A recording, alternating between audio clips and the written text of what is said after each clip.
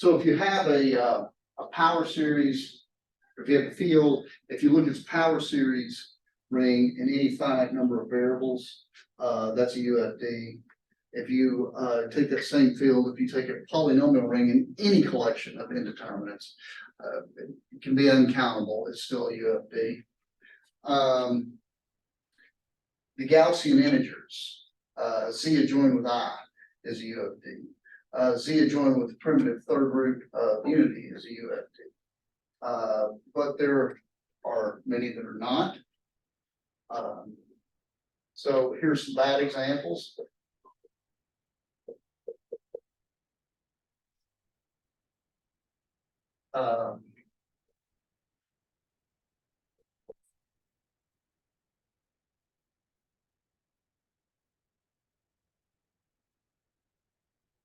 This is not a UFD.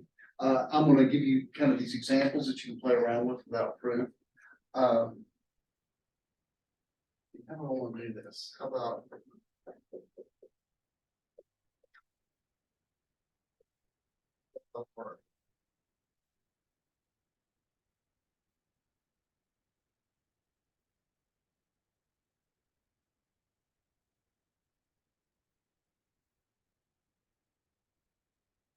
as it turns out, in this ring, these two are irreducible elements. If you've ever played around with number theory before, or beginning algebra class, you might play around with the norm to verify if these are irreducibles. And so is 3. In fact, you've got only 2 factorization here, only 4 here, so it's not irreducible. One that we've seen before. If you look at polynomials that are missing the linear term in the sense that it's got a 0 linear term, you have this bad factorization.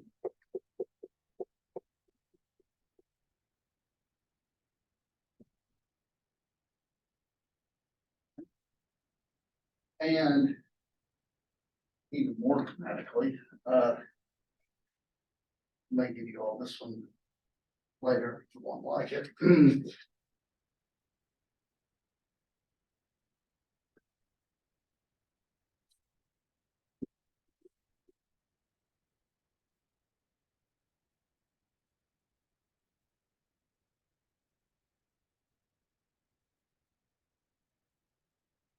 So notice that the length of this factorization is twice the length of this one.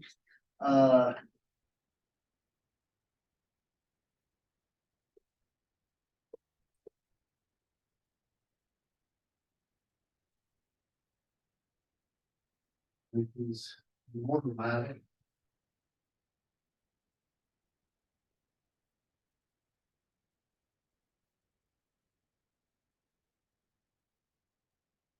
That thing is irreducible. I remember I put this on homework many years ago, and my first PhD student actually complained to me because he was kind of very anti-technology, a little bit of the Unabomber thing going on maybe, but he complained to me that he goes, you know, I've been through calculus, I've been through linear algebra, I've been through all this, and this is the first time I've had to use a calculator in math class. It was because actually the problems, it wasn't that he had to square this and that was a problem. He had to come up with this, and that was the difficult part.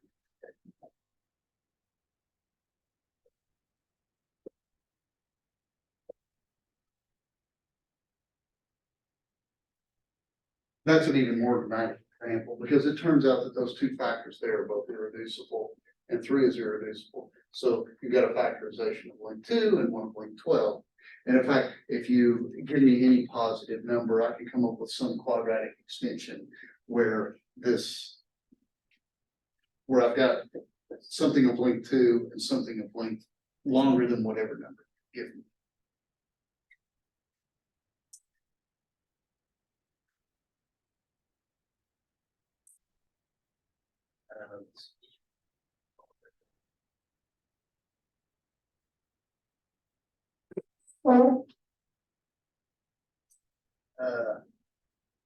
So let me give you the following result here.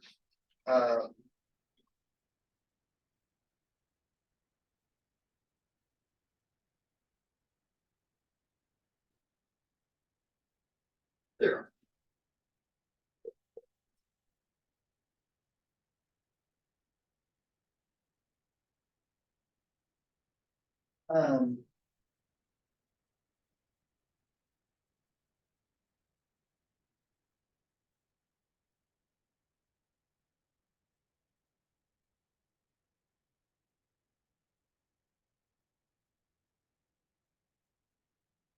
There are infinitely many primes in Z.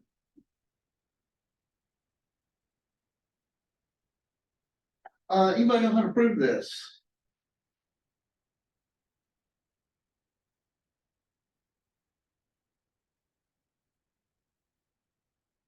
Assume you have finite many.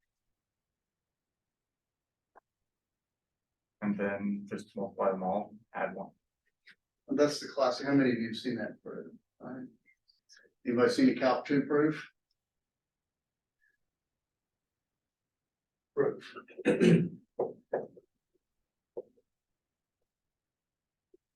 If there exists only P1, P2, Pn, consider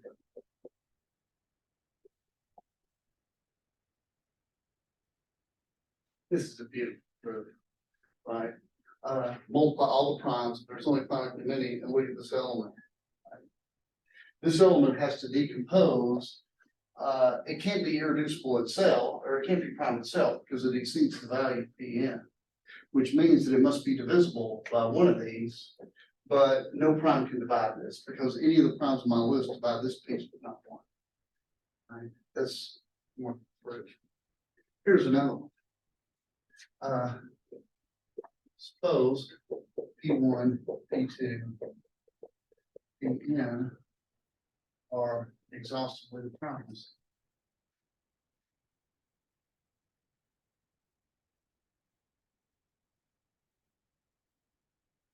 What I want to do now is look at the sum.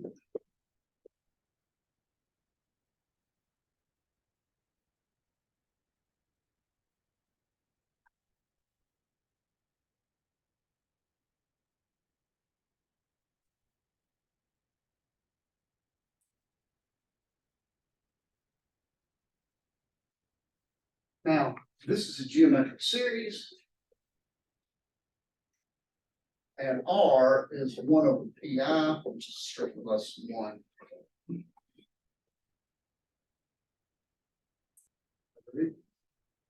So this must converge. What does this converge to?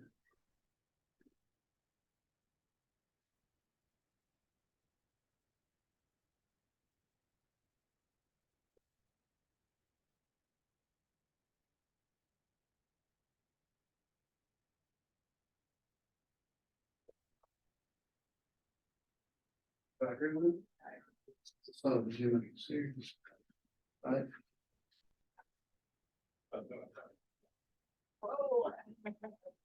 So look at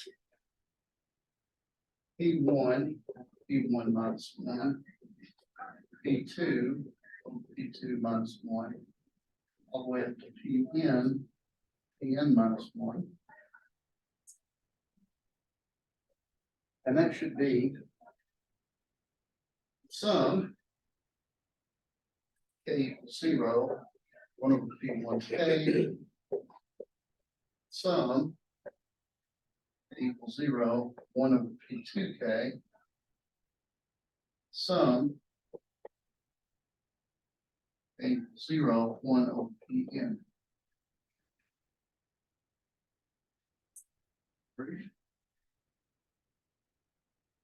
Now, this is a product of a finite number of absolutely convergent series, so I can multiply this out and rearrange the terms however I want, right?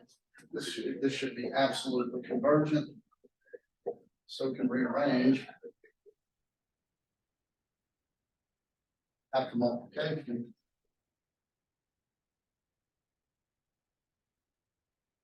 And what should this be after I rearrange this? Well, the first term is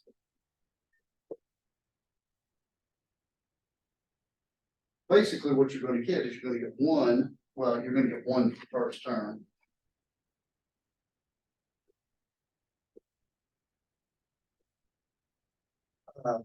And that can only be gotten by the zero term at all this. But after that, you're gonna get one over every prime. You're gonna get one over every prime squared. I can rearrange this however I want, one over prime cubed, one over any product of primes, right? But since everything's a product of primes, I get that. I guess I should start two, shouldn't I? Right. And this diverges. And there's your contradiction. So who'd have thought that Calc 2 was useful for something other than building tractors? Any questions? All right, well, thank you all for your patience today. Hopefully this thing will work tomorrow.